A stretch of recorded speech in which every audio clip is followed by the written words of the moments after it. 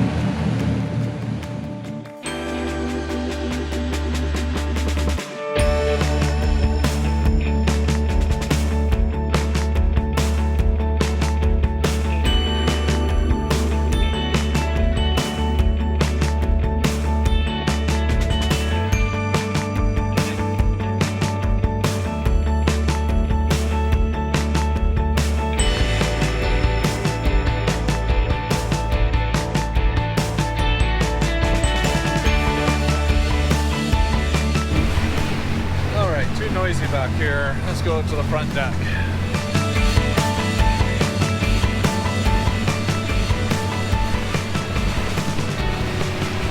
Well, here we are again. Another beautiful day in the southern Gulf Islands. Yeah, we got off work around lunchtime today. A little bit of a run up to Wallace Island. It's probably about 20 miles, so that takes us about three and a half hours generally. We're going against the tide as well, so but anyway, we'll show you around once we get there. So over here we have Salt Spring, over here we have Galiano, and straight ahead where we're going is an island called Wallace Island. The 72-hectare Wallace Island Marine Provincial Park is located in the beautiful Trincomalee Channel between the northern ends of Salt Spring Island and Galiano Island. Other than that, we got great travel conditions for today. Almost no wind, it seems. Well, at least we're going with the wind, and it feels like no wind, but it's really nice. We should be at Wallace Island in about half an hour. I think it's about 4 or 5 miles, about 4 miles away. So once we get there, we'll anchor up, get ready for dinner, and enjoy the night. All right, we have just arrived at Princess Bay. We were going to go to Conover Cove, but unfortunately it was just a little bit too busy, but definitely nothing wrong with Princess Bay, or Princess Cove actually. And so it's a long kind of narrow bay, kind of stretches sort of north-south, but good protection. And yeah, and Hunter is just right there. He is just taking Dory to shore for her shore leave, so she's pretty happy. Ready for happy hour and probably dinner pretty soon. It should be a pretty nice night.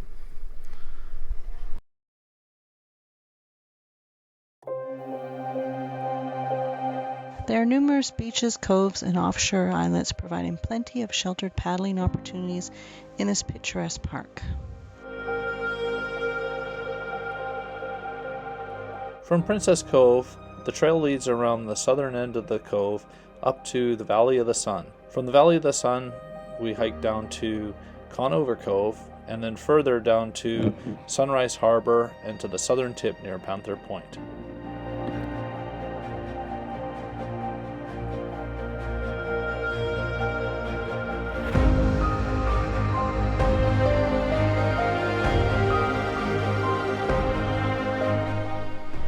Well, it's Saturday morning, and we're just going for a nice walk around Wallace Island. So we're at the end of Princess Cove right now, and yeah, we're just going to walk over to the main part of the island and check out some of those trails and show you around.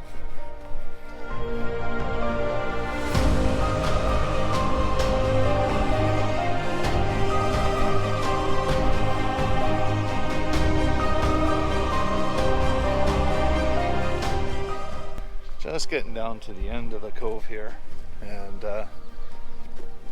such a nice color of water here. Have a look at that.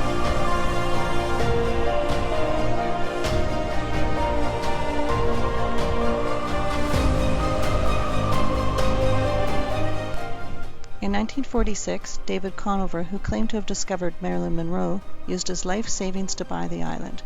After several years, he built cabins that became the resort Royal Cedar Cottages. It offered a well-stocked store, recreation hall, and boat rentals.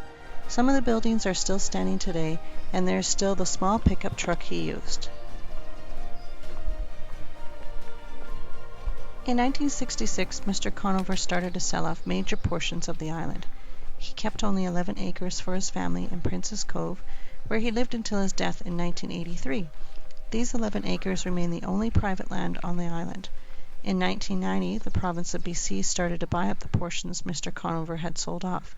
Today, these portions form a marine park. There is moorage and dockage in Conover Cove and a network of trails throughout the island.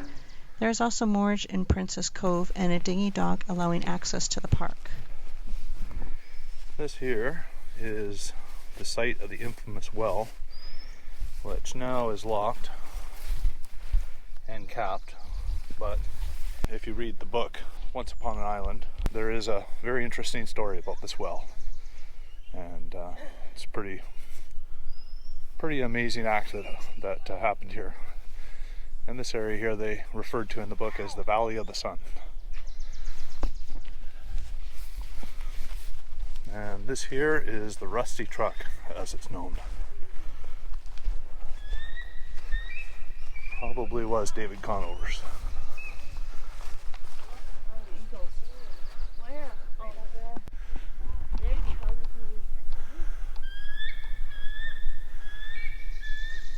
Almost like we cued the eagles. There's broken glass on the ground. Don't step on it.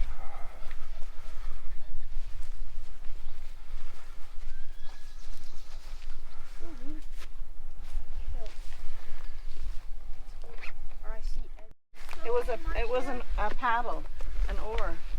I see your sea oar. Joe's old boat, Star Sailor. Yeah, this one was well done. Big rolling. We spent some time on that. That's cool. Well, look at the one. I think it might have been behind here. This was actually blocked out last summer, like you couldn't go inside it. Had Oh, the yellow tape. Yeah, I yellow remember tape, yeah. that. Wow, there's a lot in here. Huh. Wow. It's become pretty popular, hey? Hey, here's what I want to go. So this is what remains of the old store that when the Conovers had this as a resort. This is where they used to, sell groceries and store items, and so it's become a little bit of a novelty. Whenever somebody comes here with a boat, often they get a piece of driftwood and they carve their boat name in, and then they put it on the wall or hang it from the ceiling, and it's been building up for years and years. Kind of a neat thing to take a look at.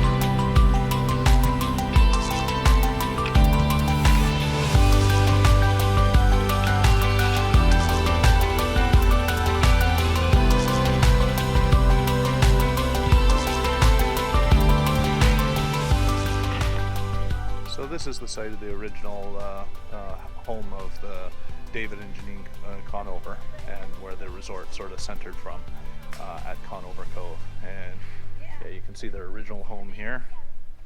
And come on, we'll go have a look.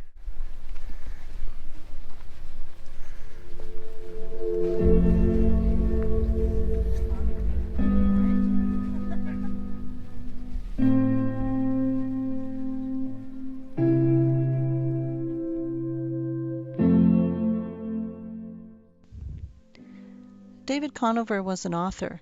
He wrote the books One Man's Island and Once Upon an Island.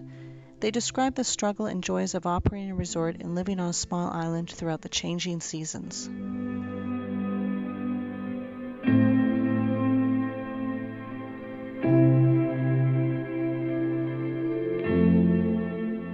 There is limited development, but the park offers opportunities for swimming, fishing, kayaking, wildlife viewing, and hiking. Walking trails will take you throughout most of the park, providing views of the folded rock formations that compose the island.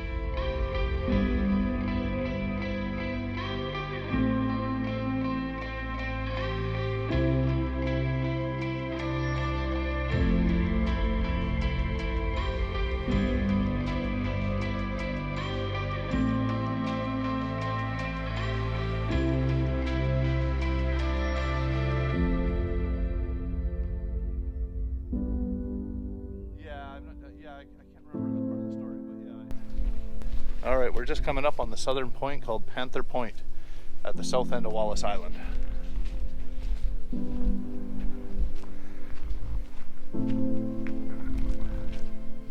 And it looks like this lucky sailboat has the whole anchorage to themselves.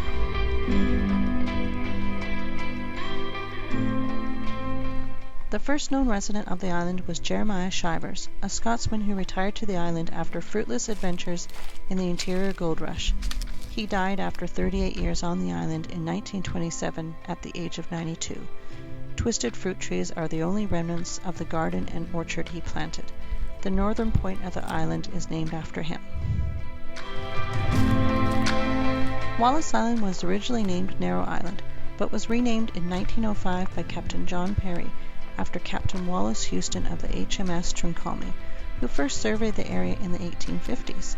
In 1874, the HMS Panther ran aground on the southern point of the island, on what is now known as Panther Point. And now we're looking off the south end of Wallace Island into the Trincomalee Channel.